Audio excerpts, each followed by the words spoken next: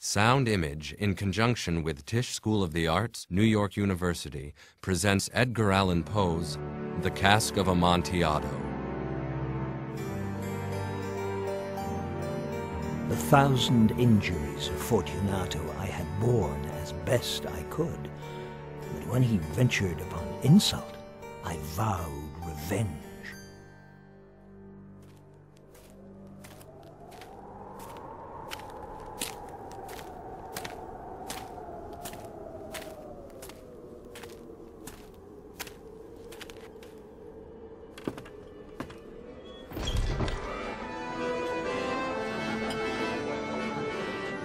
It was about dusk one evening during the supreme madness of the carnival season that I encountered my friend. Well, it was not the illustrious Montresor. My dear Fortunato, you were luckily met. How remarkably well you are looking today. How do you do this fine evening? He accosted me with excessive warmth, for he had been drinking much.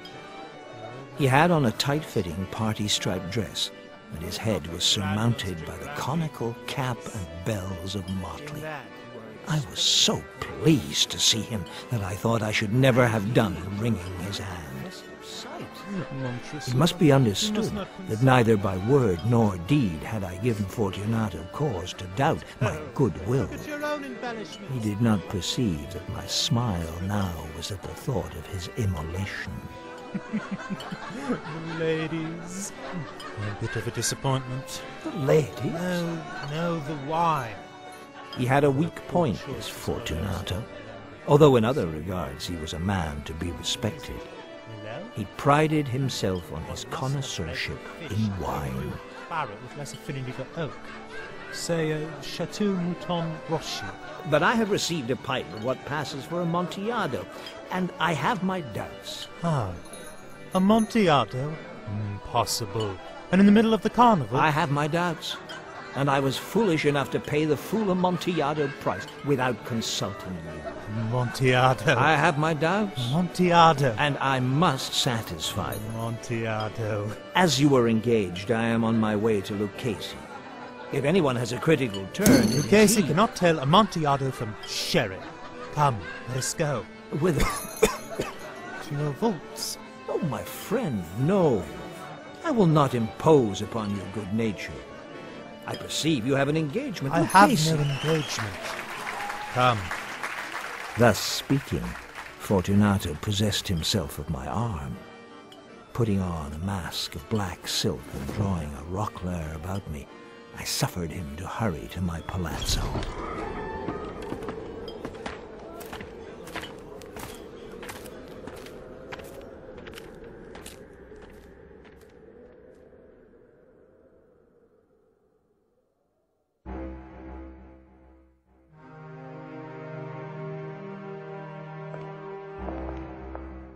There were no attendants at home.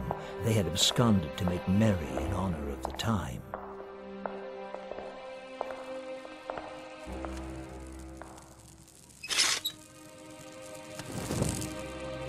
This way, my dear Fortunato.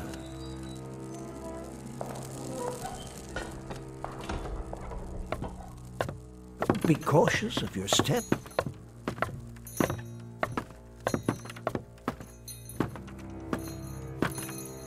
The pipe. It is further on, but observe the white webwork which gleams from these walls. He turned towards me and looked into my eyes with two filmy orbs that distilled the rheum of intoxication. Nater? Nater.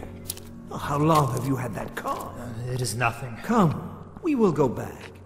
Your health is precious. You are rich, respected, admired, beloved. You are happy, as I was. We will go back. You will be ill, and I cannot be responsible. Besides, there is Lucchese. Enough. A cough is a mere nothing. It will not kill me.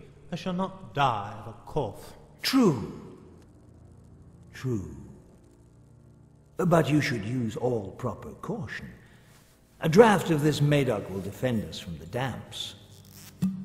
I drink to the buried that repose round us.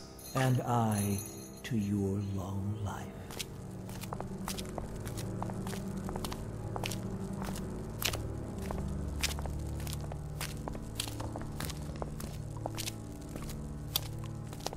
We had passed through walls of piled bones, with casks and puncheons intermingling into the innermost recesses of the catacombs. His vaults are extensive. The Montresors were a great and numerous family. I forgot your arms. A huge human foot of gold in a field azure. The foot crushes a serpent rampant whose fangs are embedded in the heel. Nemo me impune lacessit. No one strikes me with impunity.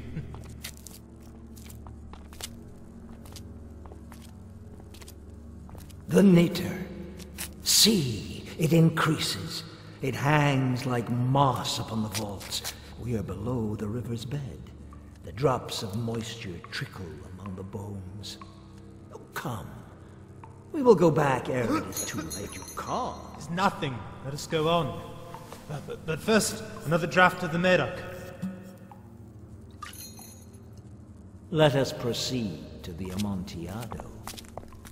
At the most remote end of the crypt there appeared 3 walls lined with human remains in the fashion of the great catacombs of Paris.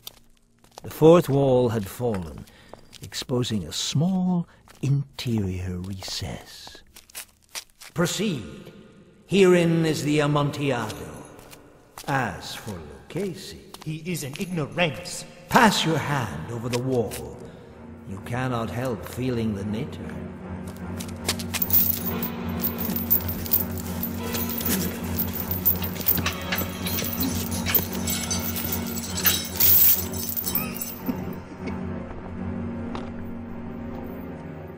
I must positively leave you. But I must first render you all the little attentions in my power. The Amontillado. True, the Amontillado. As I said these words, I busied myself among the pile of bones. Throwing them aside, I soon uncovered a quantity of building stone and mortar. With these materials, and with the aid of my trowel, I began vigorously to wall up the entrance of the niche.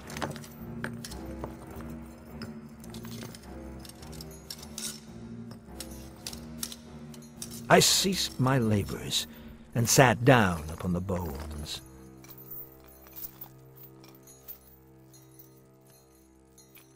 When at last the clanking subsided, I resumed the trowel and finished without interruption the final tiers of the wall.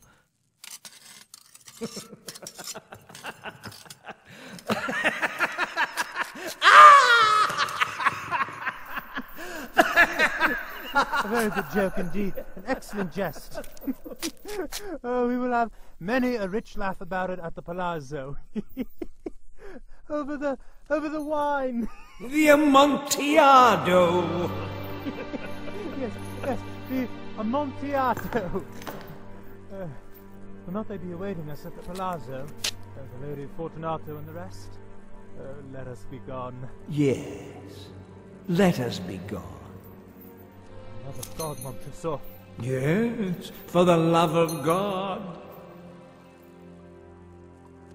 Fortunato. Fortunato! My heart grew sick on account of the dampness of the catacombs. I hastened to make an end of my labor. Against the new masonry I re-erected the old rampart of bones. For the half of a century, no mortal has disturbed them. In pace requiescat. May he rest in peace.